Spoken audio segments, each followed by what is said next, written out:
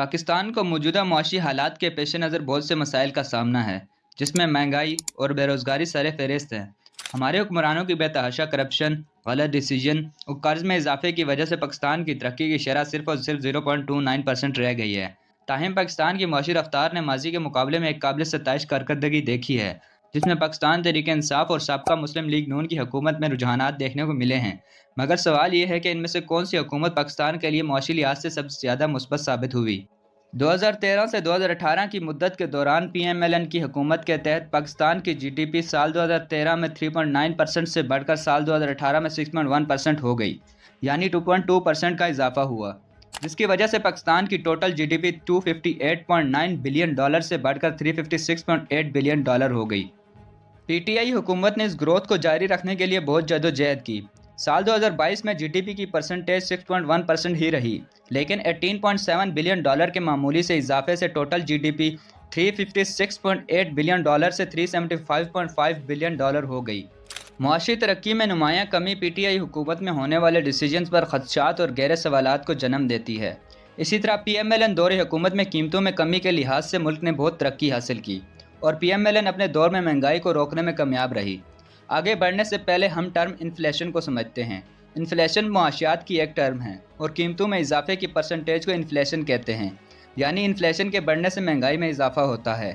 P M L N دور حکومت میں کنزیومر انڈیکس پرائز یعنی سی پی آئی انفلیشن میں 270 بیسک پوائنٹس، فوڈ انفلیشن میں 330 بیسک پوائنٹس اور کور یعنی بنیادی انفلیشن میں 380 بیسک پوائنٹس کی کمی آئی۔ دوسری طرف پی ٹی آئی حکومت مہنگائی پر قابو پانے میں ناکام رہی، کیونکہ 2018 میں سی پی آئی انفلیشن 4.7% سے بڑھ کر 2022 میں 12.2% تک پہنچ گئی۔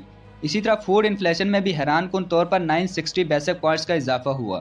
پی ایم ایل این کے دور میں ملک کو تجارتی خسارے کا سامنا کرنا پڑا اور ایکسپورٹس کی جی ڈی پی گروتھ میں 2.6% کی کمی آئی، لیکن اس عرصے کے دوران $1324 ملین کی فورن ڈائریکٹ انویسٹمنٹ یعنی براہ راست غیر ملکی سرمایہ کاری ہوئی۔ اس کے برعکس پی ٹی آئی کی حکومت نے ایکسپورٹس کو امپروو کیا اور ایکسپورٹس کی جی ڈی پی میں 1.7% کا اضافہ کرنے میں کامیاب ہوئی، لیکن ساتھ ہی غیر ملکی سرمایہ کاری میں $844 ملین کی کمی آئی، جو کہ کاروبار میں منفی ماحول کی نشاندہی کرتی ہے۔ پی ایم ایل این دور حکومت میں عوامی قرضوں میں خاطر خواہ 13,541 بلین اور بیرونی قرضوں میں $22.1 بلین کا اضافہ ہوا۔ اس کے مقابلے میں پی ٹی آئی حکومت کو بہت زیادہ بوجھ کا سامنا کرنا پڑا۔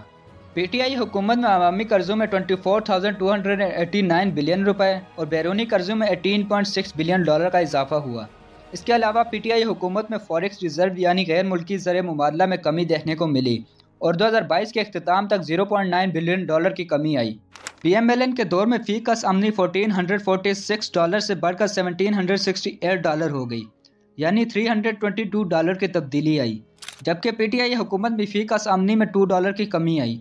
اس موازنے کے ساتھ ساتھ یہ بات بھی قابل غور ہے کہ پی ٹی آئی حکومت میں کووڈ-19 نے دنیا کو بری طرح افیکٹ کیا تھا اور بڑی معیشتوں پر گہرے اثرات ڈالے تھے، یہاں تک کہ امریکہ جیسے ملک کو بھی سنگین نتائج کا سامنا کرنا پڑا اور امریکہ کی سی پی آئی انفلیشن 2% سے بڑھ کر 9.1% تک چلی گئی، جو کہ 1981 سے اب تک کی بلند ترین سطح تھی۔